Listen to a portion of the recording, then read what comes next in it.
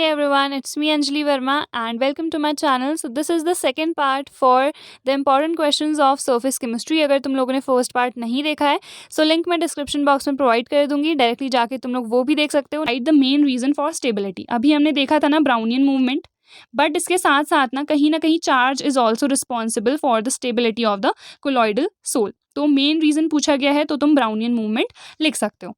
Then इसके बाद next question, define desorption. Desorption क्या है? अक्यूमुलेट होना पार्टिकल्स का सरफेस पे. तो डिसॉर्प्शन क्या है? वो पार्टिकल्स को सरफेस से हटाना. ठीक है, ये जिस पे हमारा एड्सॉर्प्शन अकर करता है उसको हम क्या कहते हैं? एड्सॉर्बेंट कहते हैं. जो पार्टिकल्स हैं उनको हम एड्सॉर्बेट कहते हैं. ठीक है, मैं तुम लोग को बता दे रही हूँ, बाकी तुम लिख लेना, यहाँ पे उतने अच्छे से लिखा नहीं जा रहा है. तो देन उसके बाद है critical micelle concentration. Now what is critical micelle concentration? ये आता है एसोसिएटेड कोलॉइड्स में.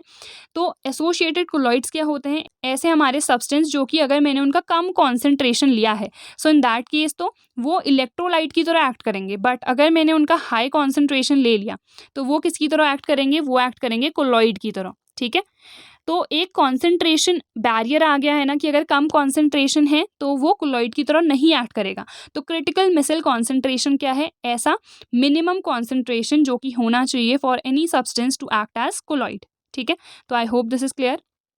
देन है write the expression for Freundlich adsorption isotherm या फिर इक्वेशन. तो मैंने तुम लोग को ऑलरेडी बताई, x/m is directly proportional to p की power 1/n. So I hope ये वाला तुम्हें समझ में आ गया होगा, काफ़ी सिंपल है. एंड अगर हम हाई प्रेशर पे बात करेंगे तो तुम्हें पता है 1/n की जो वैल्यू है वो कितनी हो जाएगी? 0 हो जाएगी. Then we have what causes charge on sol particles. तो सोल पार्टिकल्स यानी कि जो हमारे डिस्पर्स्ड फेज के पार्टिकल्स हैं उनमें चार्ज कहाँ से आता है? So that is due to the preferential adsorption of ions. ठीक है, पहले ऐसा माना जाता था कि कहीं ना कहीं फ्रिक्शन की वजह से जनरेट हो जाता होगा, बट डिस्पर्जन मीडियम में कोई भी चार्ज नहीं होता है. इसका साफ साफ मतलब है कि फ्रिक्शन की वजह से नहीं जनरेट हो सकता है. ठीक है, तो क्या रीज़न है? Preferential adsorption of ion. मतलब क्या है कि अगर मैं कोई भी सोल ले रही हूँ तो वो ऐसे ही आयंस को एड्सॉर्ब करेगा that are common to its own lattice site. इसका क्या मतलब है? जैसे AgCl है तो ये ना सिर्फ Ag+ आयंस को ही एड्सॉर्ब करेगा. ठीक है, सिमिलरली अगर मैं मान लो KI ले लेती हूँ तो ये I- को ही एड्सॉर्ब करेगा, विच मीन्स ऐसे पार्टिकल्स या फिर ऐसे आयंस को वो एड्सॉर्ब करेगा that are common to its own lattice site. अगर I- है या फिर यहाँ पे Ag भी हम ले लेते हैं Ag+. ठीक है, तो Ag+ को वो एड्सॉर्ब नहीं करेगा. क्यों? बिकॉज उसके लैटिस साइट में वो प्रेजेंट नहीं है. तो आई होप ये भी समझ में आ गया होगा. इसी के साथ ही I would like to tell you all about the unlock 20 offer जो कि चल रहा है फिलहाल अनअकैडमी पे. अनलॉक 20 का मतलब है कि अगर मेरा कोड तुम लोग यूज़ करते हो जो कि है ANJV10 तो तुम्हें 20% का डिस्काउंट मिलेगा किसी भी अनअकैडमी के सब्सक्रिप्शन पे. बट ये ऑफर जो है लिमिटेड टाइम के लिए ही वैलिड है, that is from 14 March two 16 मार्च. तो अगर इसके बाद तुम लोग परचेस करते हो तो मेरा कोड यूज़ करने पर तुम्हें खाली 10% का ही डिस्काउंट मिलेगा. सो अभी ये बहुत ज़्यादा अच्छा ऑफर है बिकॉज तुम लोग के अभी एग्जाम्स भी आने वाले हैं. तो अगर किसी को भी अनअकैडमी का सब्सक्रिप्शन परचेस करना है, this is a very good time because तुम्हें 20% का डिस्काउंट मिलेगा अनअकैडमी के किसी भी सब्सक्रिप्शन पे. अनअकैडमी के प्लस और आइकॉनिक सब्सक्रिप्शन के बहुत सारे बेनिफिट्स हैं. जो इंडिया के टॉप एजुकेटर्स हैं उनके बैचेस तुम लोग को मिलते हैं. किसी भी अपने मनपसंद बैच में तुम लोग एनरोल कर सकते हो after purchasing the plus subscription.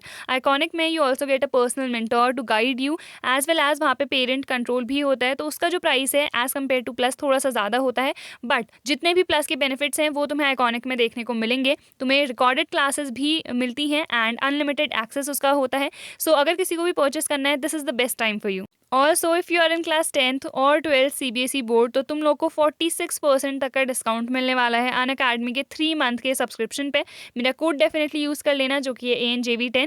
इसी के साथ ही इमर्ज मॉक टेस्ट भी चल रहा है तो उसके लिए भी एनरोल करो. सारी लिंक्स जो है वो मैं डिस्क्रिप्शन बॉक्स में तुम लोग को प्रोवाइड कर दूंगी. जितने भी बेनिफिट्स हैं वो तुम लोग अवेल कर सकते हो, बस मेरा कोड जो है वो यूज़ कर लेना. बाकी डिटेल लेक्चर्स अगर तुम लोग को चाहिए तो अनअकैडमी पे अपलोडेड है, वहाँ जाके देख सकते हो. हर एक चीज़ अलॉन्ग विद द नोट्स मैंने वहाँ पे प्रोवाइड कर रखा है. एंड वन शॉट अगर चाहिए है तो मैं अपने एग्जाम्स खत्म होने के बाद तुम लोग के लिए डेली लाइव क्लासेस यूट्यूब पे ही लूँगी. ठीक है, बट अभी मेरे एग्जाम्स चल रहे हैं तो मुझे उस पर भी फोकस करना है, तो मैं तुम लोग के लिए छोटी छोटी वीडियोस ही अपलोड कर पा रही हूँ and I am sorry for that, but जल्द ही मैं स्टार्ट करूँगी. ठीक है, देन है difference in each of the following. Lyophobic, phobic का मतलब फोबिया डर, फिलिक का मतलब love.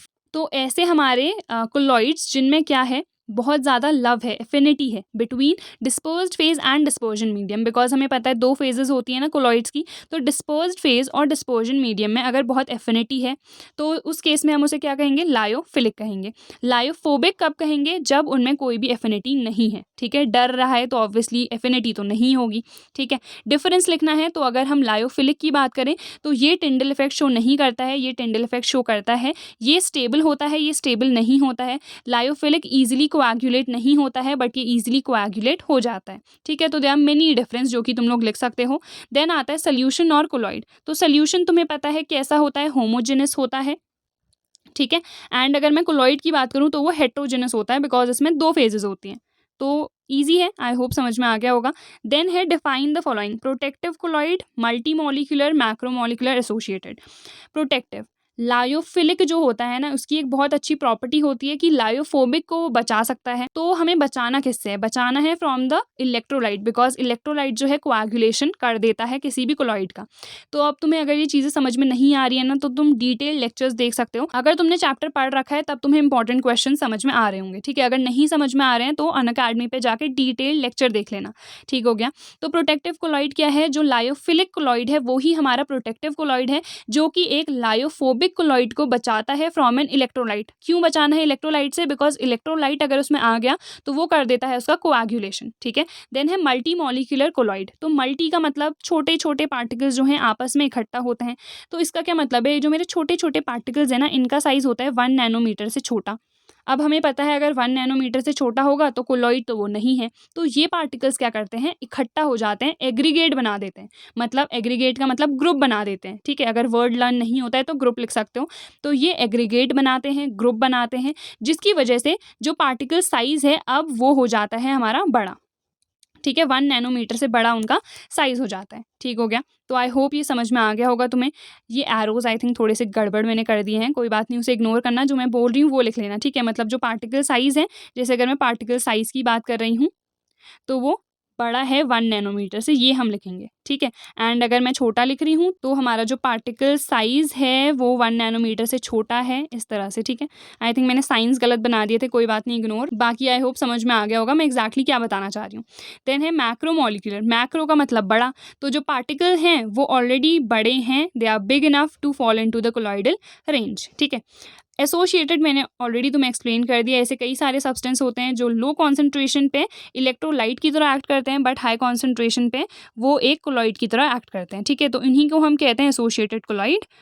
Then we have the last question, gold number, Hardy Schulze rule, CMC तो मैंने तुम्हें ऑलरेडी एक्सप्लेन कर दिया, critical micelle concentration, then is electrophoresis. तो गोल्ड नंबर का क्या मतलब है यहाँ पे, गोल्ड नंबर का मतलब होता है कितना मुझे प्रोटेक्टिव कोलॉइड चाहिए सो दैट मैं कोएगुलेशन से बचा सकूं अपने लायोफोबिक कोलॉइड को, ठीक है। अब इसकी एक पर्टिकुलर डेफिनेशन होती है जो तुम्हें एज इट इज लर्न करनी है। नोट्स पे जाओ, नोट्स पे एग्जैक्ट लिखी हुई है, बट मैंने तुम्हें ईजी वे में एक्सप्लेन कर दिया कि गोल्ड नंबर क्या होता है। बट अगर एग्जाम में आए ना तो वो सेम तुम्हें 10 ml, 1%, NaCl, गोल्ड सोल, सब चीज़ें वहाँ पे मेंशन करनी है, ठीक है। Hardy Schulze rule.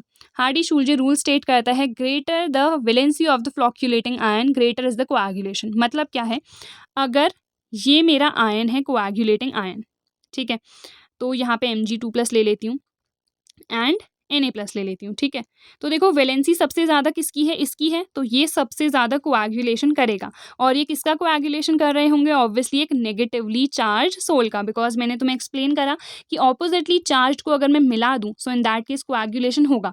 तो अगर एक नेगेटिव सोल है उसका कोएगुलेशन कौन करेगा, एक पॉजिटिव आयन करेगा। तो हार्डी-शुल्जे रूल हमें क्या बताता है कि जितनी ज़्यादा वैलेंसी होगी फ्लॉक्यूलेटिंग आयन या फिर कोएगुलेटिंग आयन की, उतना ज़्यादा ही मेरा कोएगुलेशन भी होगा, ठीक है।